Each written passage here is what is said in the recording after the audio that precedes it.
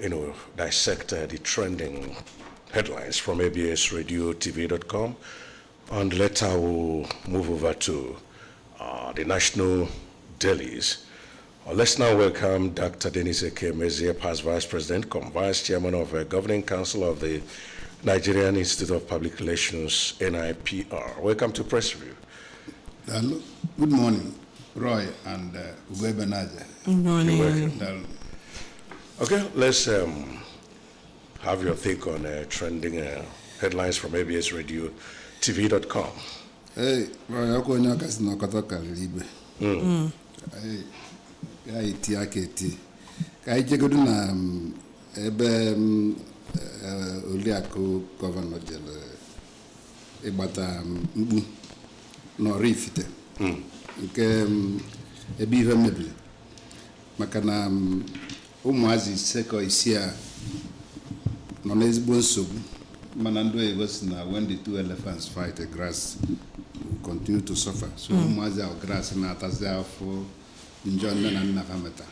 So ọ bụrụzi ikwu na ibe na ndị omepụrụ ndị ọdịle dịka nwunye gọvanọ a na-ayọkwa ndị ọzọ bụ ndị o metụtara n'obi. Ndị ọrụ ifite nwere mmadụ nwee ndị enye aka fụ na ụmụazị a na etife aka n'obi. Bọsọsị afa zụọ ọfa ka fa wee nweta ihe Chukwu kwadoro fa na ndụ fa. Ihe nsechi ha azụ a bụrụ ife ga-emesịa na bụrụ ife ga-ekpokọtakwa fọndụ ka ụmụnne dị mkpa na-esi ka fa ga-akwụkwọ na future ga-akwụkwọ 6 different families, households. So na o kwesịrị na ndị obodo, ndị ọrụ ifite, ndị abagana ga-agba mbọ fụ na ụmụazị na ndị a na-enyefe aka pụrụ iche egwu ofe ọzụ ọkachasị na mgbe enisiel nnefa maka na ife oke egwu the trauma ọ bụrụ ndị oyibo ama mpụsị ha na-arụ and a na-enyekwu aka ndị ụka ọ dịkwuru because ọ dịka system failure na ebe ndị ụka nọ ebe ndị ụka ekpemekpe nọ ka ebe a na-akụzizili anyị n'ụka maka ihe a na-akụzizili anyị n'obodo kedu ebe our values dị na ọ bụrụ ndị na-ajụ ajụjụ ihe eji wee mara anyị nwezikwa humanity anyị bụzikwa ndị Igbo so e nwere a lot of things dị involved and a na-ekwu ọ dịka ọsọsọ ndị ife mere ndị ezinụlọ na ndị Abaga na ndị Oraifite o mere ndị Anambra megbuo ndị Igbo maka na ịba na social media all over the world ifu na a condemn ihe a men condemn sie ya ike ọ dịzịkwa ka anyị si akpa agwa a na-ekwu nke me na Abaga nke me na Nsụka emekwa nke mere ebe a mekwa bụrụ ofu ihe ofu aka ka a na-akọ ibepụ aka ndị jide nwaanyị bepụ ya aka jide nke mee nke ifu na calamity ọkụ ọgbọ adịzịa ka ọ bụkụzi insurgency ka anyị use that word nke mekwa na Gaddafi na n'Enugu ifu na we should be careful in what we do, what we say, where we go, and where we stay. So, all the new back. Okay. All right. We've just been joined by another analyst right here in the studio. We want to welcome Professor Bruno Ibikilo from the Chukwuemeka Odumegwu University Bariam campus. Good morning and welcome to Press Review. Good morning. Thank you for having me. Ofebwe You're welcome. So, the U.S. to deport over 3,690 Nigerians. The deportation, what has been expected when somebody says that he's going to do something and you are sure that he's going to do it. So, what Trump is saying is that he's putting his word to work. The 3,690 persons we have so far, while we are getting ready to add to that number, so it serves as a lesson to some of us here that wants to leave the country that they should try and find legitimate means of doing so. Otherwise, another place of given the exchange rate, so it will serve as a deterrent too, so that people will get themselves fully prepared before talking about leaving the country. In Ethiopia, my colleague about domestic violence. Yes, we used to do that, but I don't to support. But we need to start investigating and then reevaluating the family values again, because we need to start redefining what that marriage is, as taught by the church, and now the society is teaching us a different thing. We still stigmatize those people now with their family by way of divorce. So that stigmatization can fall in those homes, because it's obvious that father was compatible, and that day so we need to start reorientating our youths, and we need to ask the church to help us here too. What is that thing that's indissolubility of marriage? We need to start looking at it again, because so many better man never you know get lose to the point now. Ababaze the Morocco. Makanya chiche mari chegide weje chiro dokuo kubuongo no bro football coach area. So we really need to start thinking in that direction, because as countries develop, you see a high rate of divorce. You can experience that in Western world, but here our cultural values and religious values, like a family or that nucleus of the society, ambassador of Monogamous faith. Yeah. If you're faith indirectly, name is faith indirectly through loss of life and the other disgusting things I have. So more as when you put me what I am megalian of statement in more. Yeah.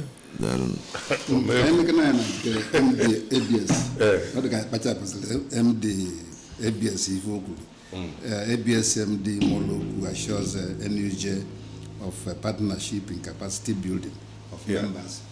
And then man capacity building be kwanyel madi when do charia ifo ejina lo ngongo na ngongo mankaya agwa mankaya akwa kuma even so no even more bloom and congratulate the new executive of Nigerian Union of Journalists, Odogu PhD and Dotia. Malaysiana Obago governors and all gear 2, Obago gear 2. Gear 2, it get Motona gear 3, Mano eco speed. So even in never acceleration. And then also, me partnership, Makwana Analo partnership, Analo and then Made. So that the relationship between the press and the public can add not at times cordial, but mutual understanding. Like when you look Professor Hans was so guy and messy. No, a little bit to the left, a little bit to the right. The center lose a mad number.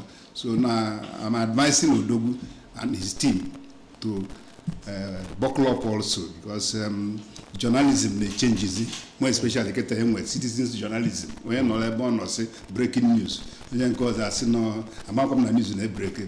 Because I see news a lot. Because I see so if you now, happening live because they're journalists. So it was a Amazon conventional journalists and Gaddafi citizens journalists. So man, what does the Ambo investigation journalists have a very important role to play as the watchdog of society. Yeah. So in this journalism, what I say now, Iraq, then I will on another form, no let more for you, both send. At times, now question of if you for that next Sunday, man kept private. I'm not only watching money, you look at the proof of them, na social media without my consent.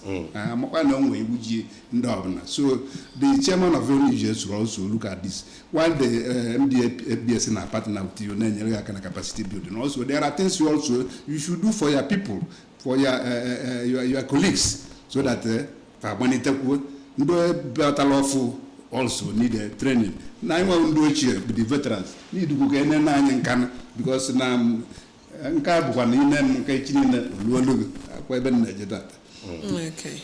Okay, join us. Call us on 0706 5381 320. Mobile on 0904 956 0826. Someone is here. Okay. Hello. Hello. Hello, good morning and welcome to Press Habit of the East. Champions.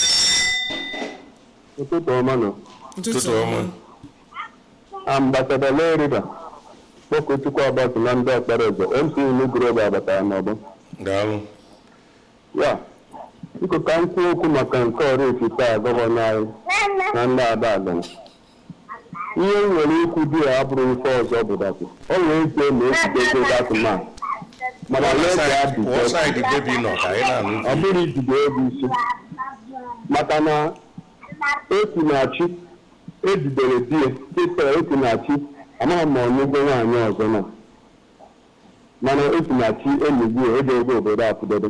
Ana m like in such a case or institution and the person dịka agha akwụkwọ emebete because akwụkwọ ebe tupu n'ime nga right imprisonment ma ọ bụ 7 years imprisonment o nwere oge e ga-eru atụ na chief judge akpagharịa na prison ọkpọpụ ụfọdụ o nwere oge e ga-eru atụ na gọvanọ akpagharịa some prison akpọpụ ụfọdụ mana ebugo innocent soul. If the proper such a thing happens, let there be immediate justice without delay, without waiting. Because tomorrow all this issue of things will stop. It's about the night na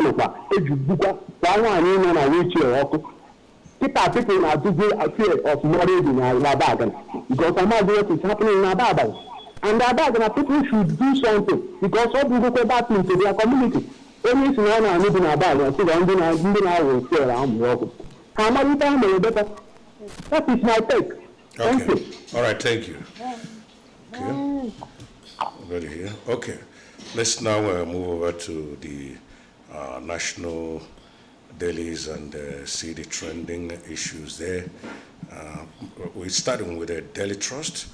From Daily Trust, confirm how to make 2027 polls credible, acceptable, and the writers to that effect are rigging plans already unfolding.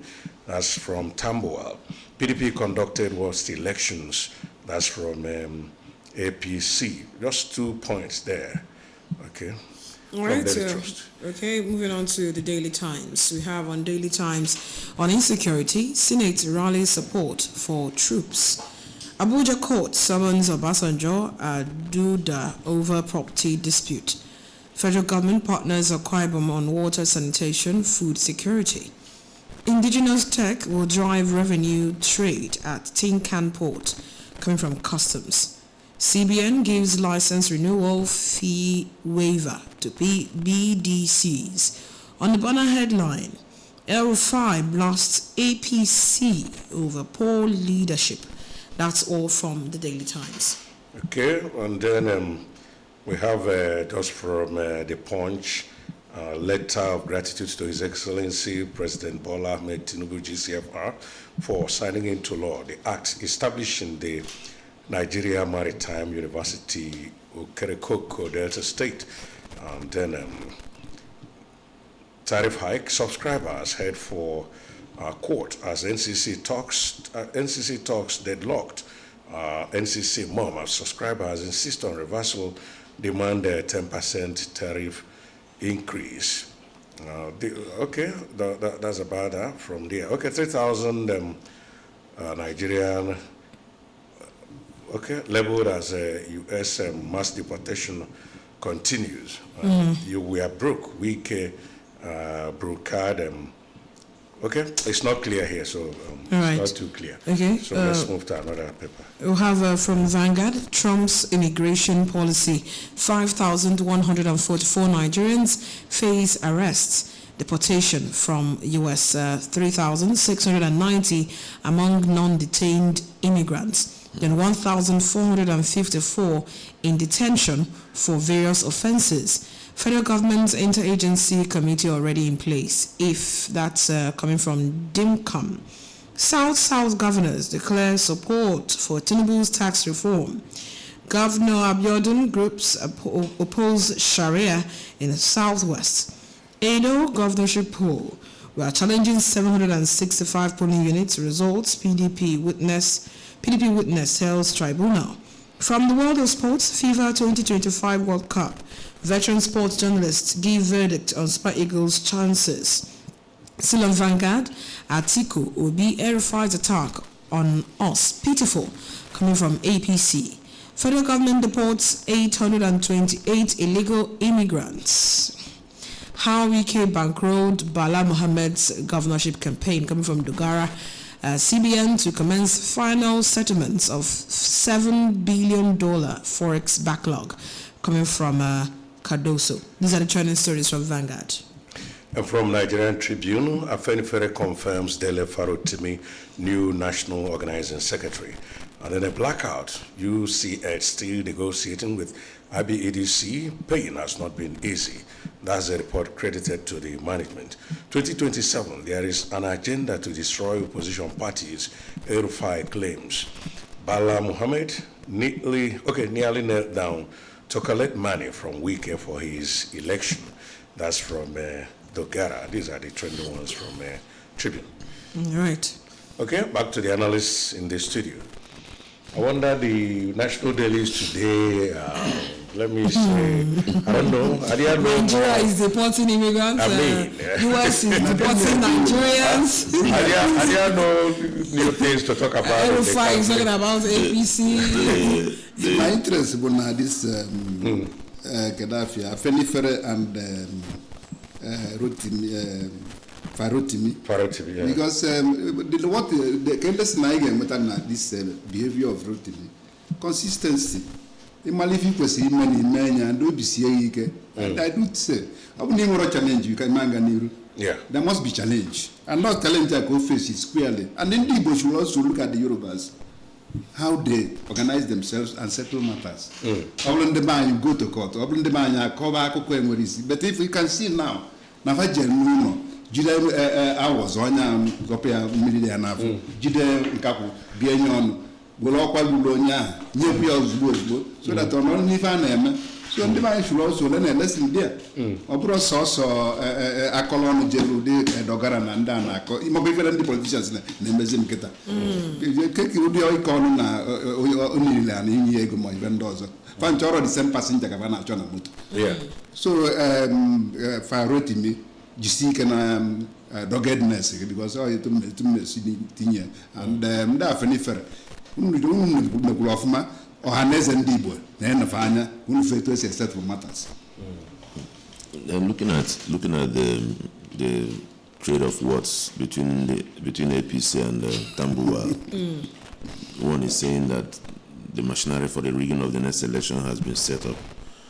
The another person is saying that PDP conducted worst election. So if you say that PDP conducted worst election and you have been accused that they set to go up machinery for rigging. So you've not addressed that accusation of setting up machinery for rigging, but you're now saying that they did the worst before you, so that you're going to do your own. That's the implication. The important thing is that the National Assembly, they've not lived up to the bidding MLF aspect of. After the last election, we were all crying about what happened with our beavers and the transmission and, shell and most. With a lot of things that ought to have been tidied up by now. This is the third year. That one was swept under the carpet and then sent the prayers into their email addresses, So I think those prayers are the more important to them now. I'm at to say based on massive movement, no political party, no Magonde, Obikerenke. I want to go there. That group, LP,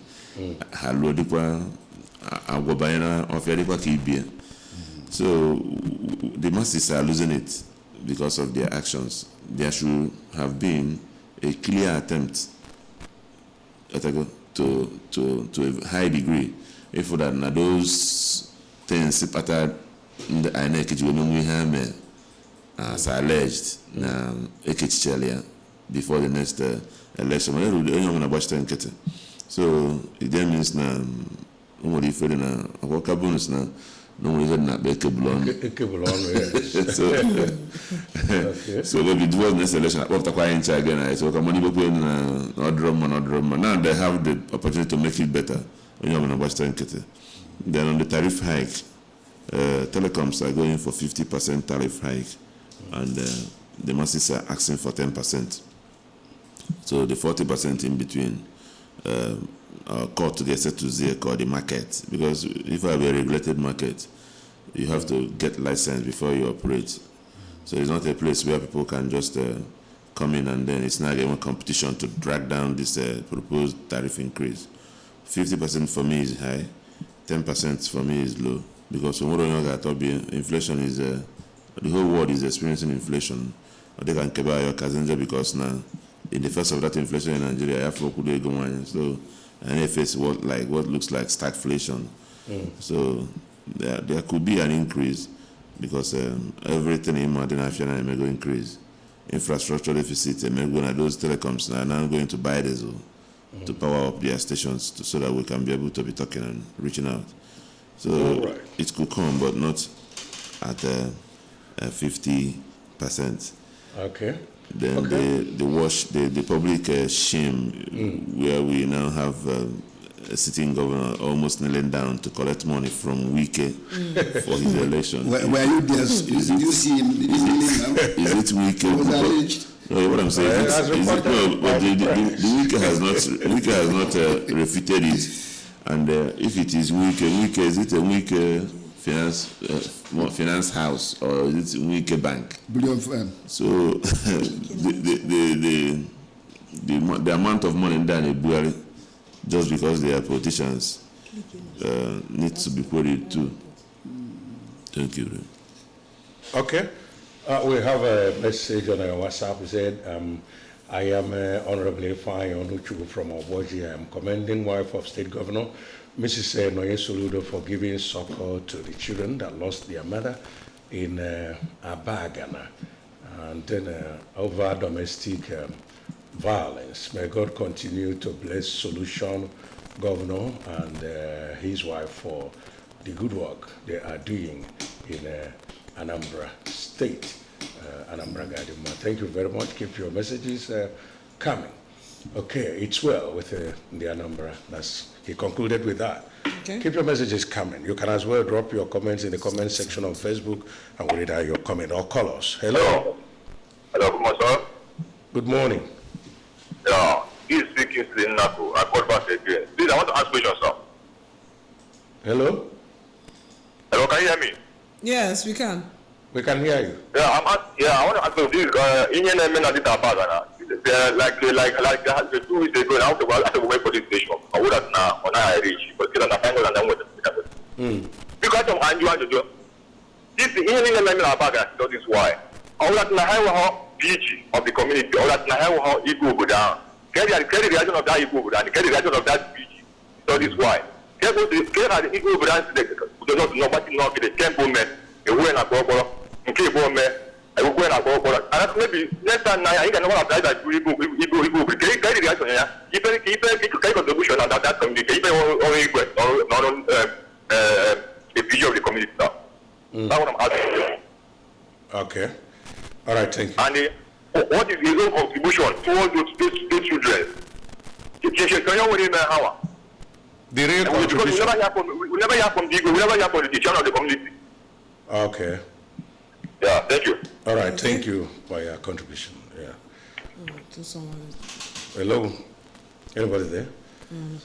Okay, back to the analysts in the studio.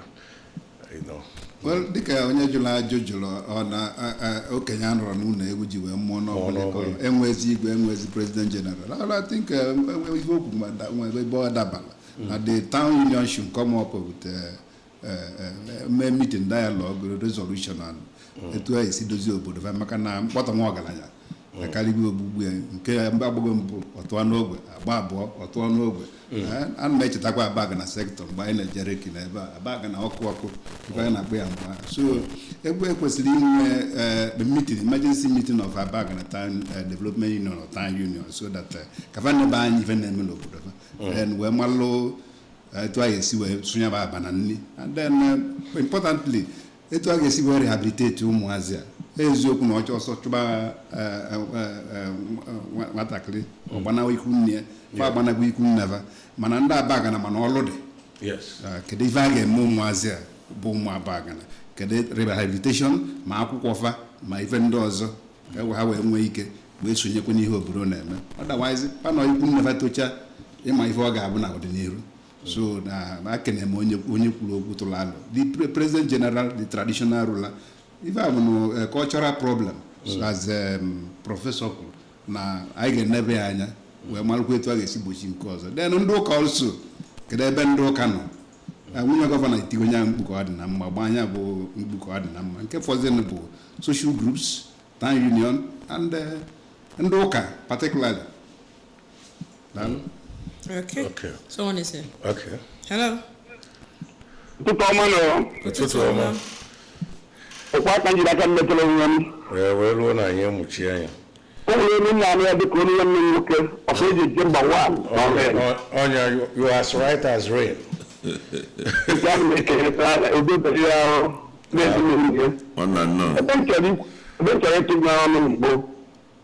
It's not right. Apart from the country, okay. And I have to work. It's about any tear they drew here. And I never thought of him. It's already on me. I'm born out to go on I mean, something it's also white chaka. Even not shy. Even in all remember my HIV on our sponsor. Ogwana market our sponsor. Who like an no. I will agree with me. A good political and is when we get how may be a keeper, how may you go over here make HIV like go be me. We all make team my honorable Quebec.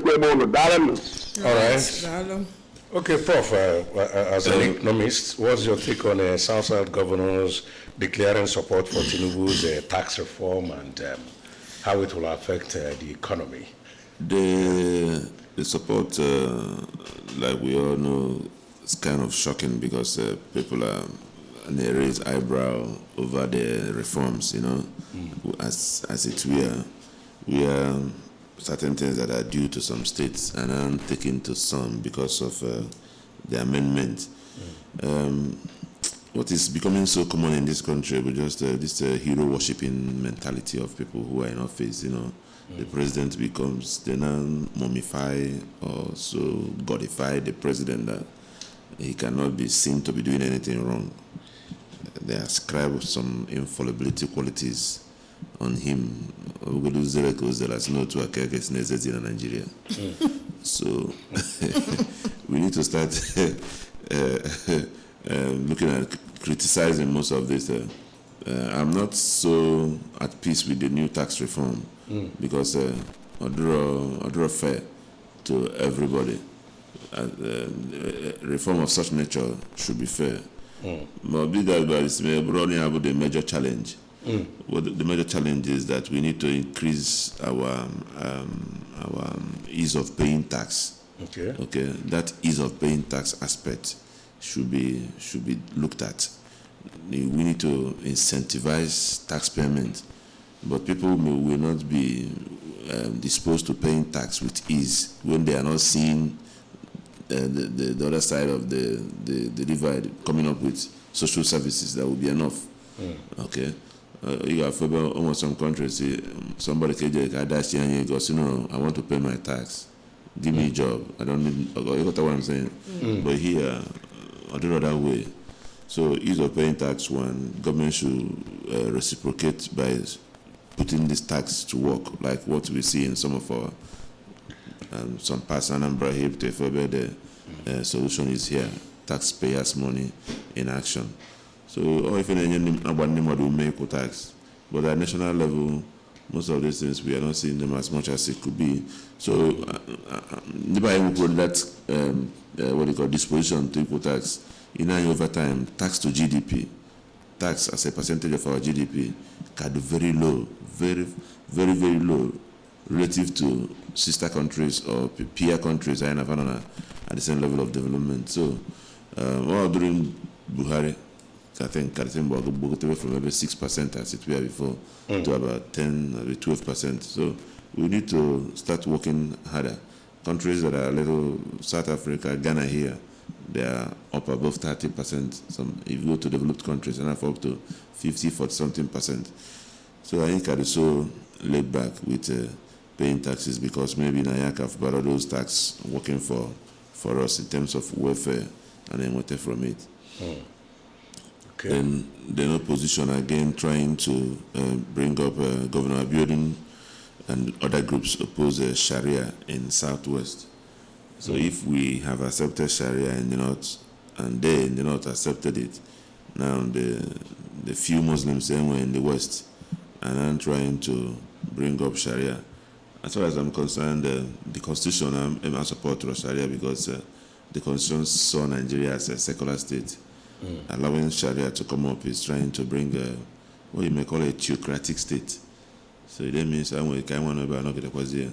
just had a Bible line. We're saying about Bible, so these are the things that may bring up issues, like a kind of trend up and down. Somebody saying Anambra bro, a Christian state, as our governor said. So those things before get put smoke. See what this was not see what if let's pursue. If they get developed, go to buying first. Yeah. See any name table in the mother. Manu Bafo. Okay, we're not Banti. Abanti, yes. Thank you. Okay, somebody's here. Hello. Hello, heartbeat of the East. Champions. Hello, good morning all. This is Marika Francis. I'm coming in now all the way from Obuka. Good morning. You're Okay, welcome. good morning. You get in the student. Good morning, sir. Good morning. Well, I want to talk about the tariff increment. This is the area the government is supposed to subside for the masses. When they talk of subsidy, they're supposed to invest on that area, because when many of us here, we have colleagues living outside the country, like America, United Kingdom, or what have you. And when you are making calls with them, they will continue talking, or even you will be even tired of answering calls. That is the effort of the government for you.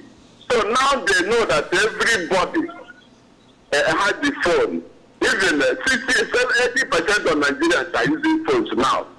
Why can't they subside the price so that people will be free from all this punishment of price increase and so on? That's my suggestion this morning. God bless you. Bless you too. Yeah, not good. Okay, 18 on you. Otherwise, let's welcome another caller before you come in again. Okay, right on. Can't you itinye bụ ife gbasara erufai na pụtazi tọnụzi ya si na leadership problem enwere na gọọmenti, mana leadership a nyanwa spearhead ya o so na ndị mgbala ọgụ fụ na onye bụ leader tata na ọ banyere n'elu ya, ọ bụrụzie na ọ dịka na ọkwụnanị si na ụgbọelu tere ọ bụrụzie afụbazi aka enwe wakwa enwe ime ọka afụbazi aka enwe n'ofe. So na anyanwa kwesịrị ịma na yes, o kwesịrị ịma na integrity abụrụ sọsọ mgbe ije chụpụ onye nọ n'ọchịchị were onye nke gị ti. Integrity bụ na ifuru ihe kwesịrị ka emenya imenya, ifu nke kwesịrị ka emenya imenya. Ana m ekwu ya na mmiri dọ na-ejidọ nwa nkịta ifugoni ya kịta ndị itinye onye itinyere etinye mesịrị ụgbọ abatara ọgụ iwefụzia criticism na ọ bụrụzi ezigbo leadership. So ya nyekwuo n'aka and indication na-agazi na nke ọ na ha alụ aka ọ na-akọwazi na akwadokwugo etu a esiri gị election 2020 and with experience once the election conclude the next one abanyego onye na plan nke ọzọ abanyego ebe okwubego na ebidogo rigging bido oge mụọ akwụkwọ mmiri dịka prophecy ka amala how do we check it? Reports niile del gbasara election eme kedu INEC kedu ka unu si wee neba anya National Assembly also although no form of beneficiaries so go for say na nke nnọkọta na-echensi professor ya bịa solu politicians rig election according to Ivan ekwu the same onye na-etinye na power ga-apụtazi akpodo professor n'obe maka salary na ihe ndị ọzọ. So ude ka na-aghọli. Thank God na professor na. So these are some of the things. Even you go be nke onye na-eme ka ọ mala in every 12 there's always a Judas. How Judas ya ka anyị na-achọ maka Judas ya bụ ndị na-akpa ike. So 12 ndị 11 fọdụla afọ ana nwayọ. So ka amaka na ofu Judas ya na-enye nsogbu ka amaliva ya eme so that our electoral system will be better. Na Professor Nwosu ife okuzilayo a little bit to the left, a little bit to the right, center de always seeing na option way for ịmalụ onye ị maara ọfụma ihe mere ife megịnị ikwu ihe n'azụ ipiti wee kwe ka mkpụrụ obi ezu iwe na ndokwa. Amen. Okay. Hello. Wow. Please call us back. Okay. Okay, Prof. Okay, where is? Okay. Then you look at. Just after this caller now, please. Hello. Hello. Good morning, sir. Good morning. Good morning. Good morning. Good morning. Oh, hi, Chief FC. Okay. I'm calling from Ezagu. Hi, Chief. No. Take on the Ezagu, man. I know one. And I'm making a man the Prof. Man the Nuku Madden in another studio. Then I said, Biko, ihe a mere na Abaga na ihe mere na Nsụka ma ndị anyị ma ndị anyị amalụ o nwere ka ọ dị. O nwere news ngere na ABS yesterday okwu na-eso akụkọ ọ na-akọwa maka nsogbu enwe n'Igbo kịta. Unu n'anya sorry to say enwere ihe a na-akpọ ndị na-aza eze na ma ndị na-efe ihe dịka arụsị a. Ịna-ahụ oge ha na-eme ya asị na udene ga-abịa iri ife mana udene adịghị iri ife kịta ndị mmadụ bụzi udene na-ejezi eri ife onye oke ite eriri eke nsogbu n'ala Igbo ga-emebi anyị ife onye ke ego ọtụtala osiri ute ofire anyhow the satas the lucifers are working here and there. I'm not taking them easy. Let them is the only time in the Madison, the job. When you go to an man, not for the work of God. You like about Otogaros, Baros. You see, I'm not with that I watch, but I graduate professor, but with I come with the children and that. You know, everywhere. Thank you and God bless. Bless you too. Okay, back to Bruno. Indigenous technology will drive revenue and trade. Okay. It is important. I was discussing with some group and I was saying that there's no scientists. Scientists and maybe lawyers will help to bring us out where we are. Scientists in terms of innovations, new ways, more productive means, and again, lawyers to enforce these rights, patents, and then other areas of ensuring that we stand with the law. By lawyers, by extension, includes the judiciary, so that Obanamo 12 votes,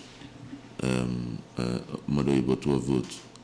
Eluebaga agudi vote ma agotara eje court ikpe kwọtọ ayamana onye anyị chọbanye then somebody enwe the incentive to go and research to start creating things in Nigeria just small from because we can just as we are starting small before you know we were there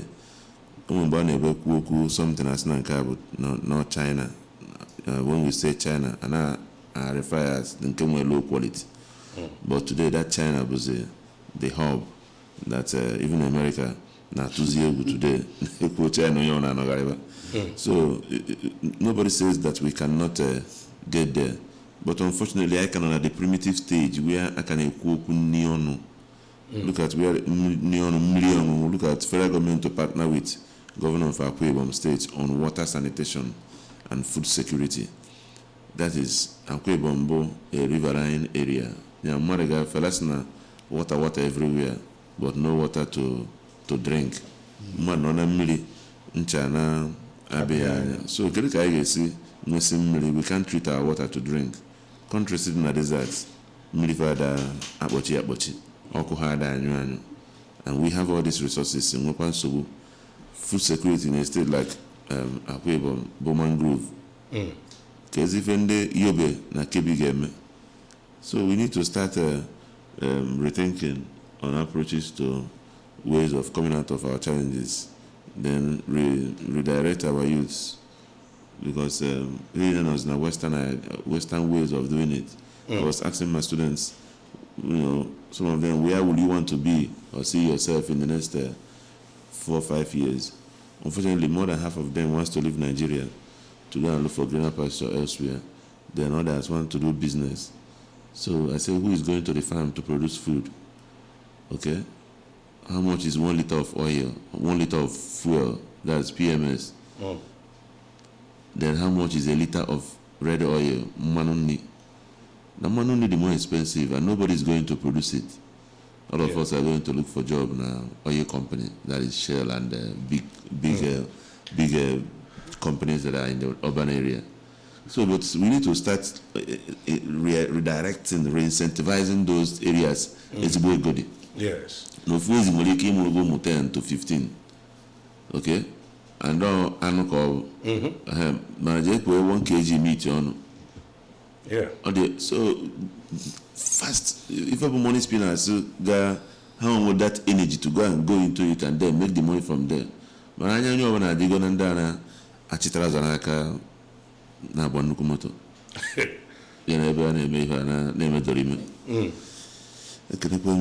All right, we want to thank you for coming, Professor Bruno Ibekilo from Chukwuemeka Odumegwu University, Ibariyama campus. Thanks for joining us on Press Review today. Yeah. Thank you.